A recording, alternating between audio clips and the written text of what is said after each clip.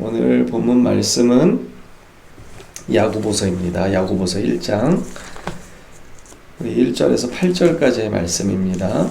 야고보 사도는 경건에 대해서 이야기하지만, 그래서 행함을 강조하기는 하지만 그 행함은 어떤 우리의 그냥 일상적인 생활을 이야기하는 것이 아니라 믿음에 근거한, 은혜에 근거한 행위를 강조하고 있음을 우리는 발견할 수 있습니다. 그렇기 때문에 이 야고보서를 대할 때 우리가 그러한 편견이 없어야 할 것입니다. 특별히 야고보서는 1절에서 이렇게 설명합니다. 하나님과 주 예수 그리스도의 종 야고보는 흩어져 있는 12지파에게 문안하노라. 그렇게 흩어져서 믿음의 시련을 당하는 그러한 믿음의 동지들, 영적인 가족들에게 야고보 사도는 편지하고 있습니다. 2절에 보면 내 형제들아 너희가 여러 가지 시험을 당하거든 온전히 기쁘게 여기라. 여기서 시험이라고 하는 이 단어가 영어 성경에서는 temptation, 유혹이라는 단어로 이렇게 기록되어 있습니다. 이해할 수 없는 그 유혹과 어려움에 빠졌을 때 그것을 그냥 받아들이라는 차원이 아니라 온전히 기쁘게 여기라, 이렇게 이야기합니다. 우리가 먼저 복음 안에서 살아갈 때 고난을 당하는 이 문제에 대해서 성경적인 관점이 있어야 합니다. 마태복음 16장에서는요, 예수님이 우리에게 이렇게 말씀하셨습니다. 마태복음 16장 23절에 보면 베드로에게 예수님이 이렇게 말씀하십니다. 사탄아 내 뒤로 물러가라. 너는 나를 넘어지게 하는 자로다. 내가 하나님의 일을 생각하지 아니하고 도리어 사람의 일을 생각하는도다 하시고, 이게 마태복음 16장 23절의 말씀이고요. 바로 다음 절 24절의 말씀은 이렇게 기록합니다. 이에 예수께서 제자들에게 이르시되 누구든지 나를 따라오려거든 자기를 부인하고 자기 십자가를 지고 나를 따를 것이니라. 우리가 너무나 잘 아는 말씀인데 이 말씀의 요지는 그렇습니다. 자기를 부인하라고 하는 것이죠. 너희가 생각하는 것, 너희가 계획하는 것, 그것을 내려놓고 온전히 십자가를 지고 따르지 않으면 예수님의 제자가 될 수 없다라고 하는 것입니다. 우리는 우리의 계획과 우리의 생각과 우리의 행복의 조건을 성경적인 관점에서 이제는 해석할 줄 알아야 합니다. 오직 그리스도 안에 있는 참된 평강을 누리는 것, 그래서 십자가를 기꺼이 짊어질 수 있는 그 믿음의 상태가 되는 것, 그것이 참된 온전한 상태이고 행복의 상태임을 우리는 기억해야 합니다. 디모데후서 3장 12절은 이렇게 또 기록합니다. 무릇 그리스도 예수 안에서 경건하게 살고자 하는 자는 박해를 받으리라. 로마서 8장 18절도 우리에게 이렇게 설명합니다. 생각하건대 현재의 고난은 장차 우리에게 나타날 영광과 좋게 비교할 수 없도다. 지금 닥치는 고난은 우리에게 앞으로 나타날 영광하고 비교할 수가 없다는 것입니다. 그러니까 이 당한 고난을 이겨낼 충분한 근거가 여기에 있다, 이렇게 이야기합니다. 35절에 누가 우리를 그리스도의 사랑에서 끊으리요? 환난이나 곤고나 박해나 기근이나 적신이나 위험이나 칼이랴. 39절은 이렇게 기록합니다. 높음이나 깊음이나 다른 어떤 피조물이라도 우리를 우리 주 그리스도 예수 안에 있는 하나님의 사랑에서 끊을 수 없어요. 로마서 5장 3절은 이렇게 또 설명합니다. 인내는 연단을, 연단은 소망을 이루는 줄 알미로다. 소망이 우리를 부끄럽게 하지 아니함은 우리에게 주신 성령으로 말미암아 하나님의 사랑이 우리 마음에 부은 바 됨이니라고 이렇게 기록합니다.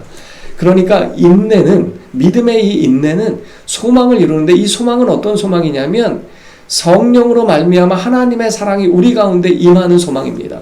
그러니까 이 말씀은 그 성령의 은혜를 통해서 영원한 하나님의 나라를 우리가 마음에 깊이 새기게 된다는 것입니다. 그것이 이 믿음의 인내를 통해서 이루어져 간다는 것입니다.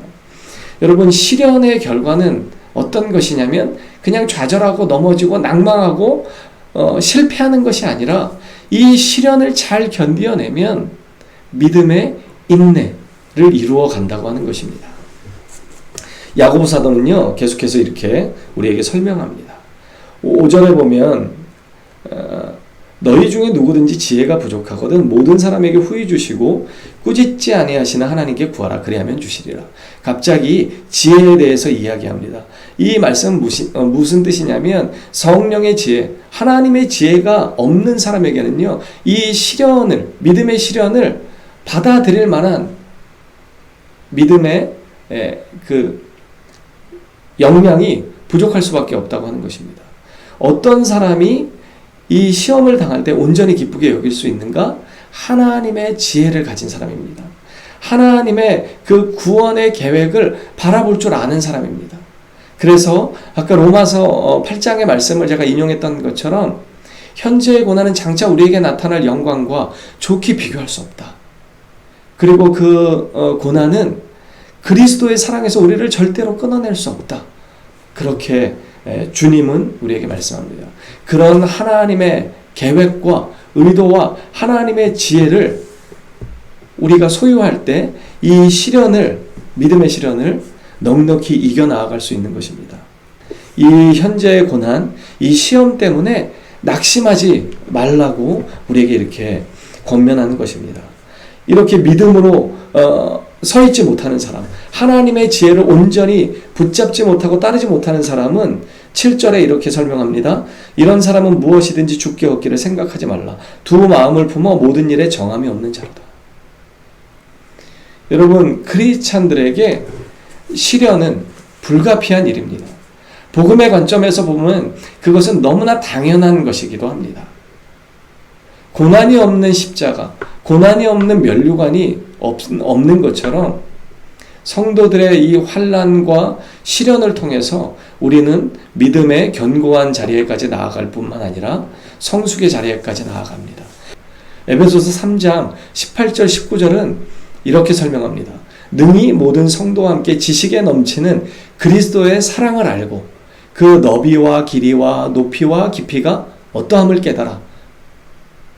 그러니까 그리스도의 이 사랑, 지식에 넘치는 그리스도의 사랑을 알게 될 때 우리는 온전한 사람이 되기 시작한다는 것입니다. 그리고 그리스도의 이 충만한 사랑을 깨달아 알을 때 그리스도의 장성한 분량에까지 이를 수 있다라고 하는 것입니다. 여러분, 믿음의 시련을 견디어내고 싶으십니까? 이 시련을 통해서, 이 시련의 극복을 통해서 하나님의 그 온전하신 자리에까지, 에베소서가 이야기하는 그 장성한 분량에까지 자라고 싶으십니까? 하나님이 어떠한 분이신지 알기를 소망하십시오. 하나님이 우리에게 어떤 존재가 되시는 분인지 깨달아 알기를 소망하십시오. 그것을 위해서 기도하셔야 합니다. 하나님은 어떠한 분이신지 제가 알기를 원합니다. 주님, 세상의 다른 어떤 지혜보다 지식보다 오직 주님을 알기를 원합니다. 우리가 그렇게 기도해야 하는 이유가 바로 여기 있습니다. 욥기에는요, 욥이 그 엄청난 고난을 당하고 난 이후에 욥기 42장 5절에서는 이렇게 고백합니다. 내가 주께 대하여 귀로 듣기만 하였사오나 이제는 눈으로 주를 배웠나이다. 이 말씀은 어떤 의미입니까? 이 모진 시련의 고난을 통해서 내가 이제 살아계신 하나님을 직접 보았다, 경험했다라고 하는 것입니다. 우리는 되도록이면 시련을 피하고 싶어 합니다. 고난이 나에게서 관계없는 것처럼 살아가고 싶어 합니다. 하지만 여러분, 하나님은 우리를 믿음의 성숙의 자리에까지 나아가기를 원하십니다. 우리가 온전한 사람, 그러니까 부족함이 없는 사람, 믿음 안에서 성숙한 사람이 되게 하기 위해서 우리에게 시련을 주신다는 사실을 우리는 꼭 기억해야 합니다. 그 시련을 통해서 우리는 믿음의 견고한 자리에까지 나아가는 것입니다. 여러분, 이 시련 때문에, 이 믿음의 이 시험 때문에 낙심하지 마십시오. 이 믿음의 시련을 잘 견디어낸 자에게는요, 놀라운 복이 주어짐을 마음에 새기시기 바랍니다. 그리고 어떠한 시련도 우리를 그리스도의 놀라운 사랑에서 끊어낼 수 없음을 마음에 새기시기 바랍니다. 오늘도 내일도 이 믿음의 시련을 하나님의 지혜를 구함으로, 그리스도의 사랑의 어떠함을 깨달아 알므로 잘 이겨나가는 저와 여러분이 되기를 주님의 이름으로 축복합니다.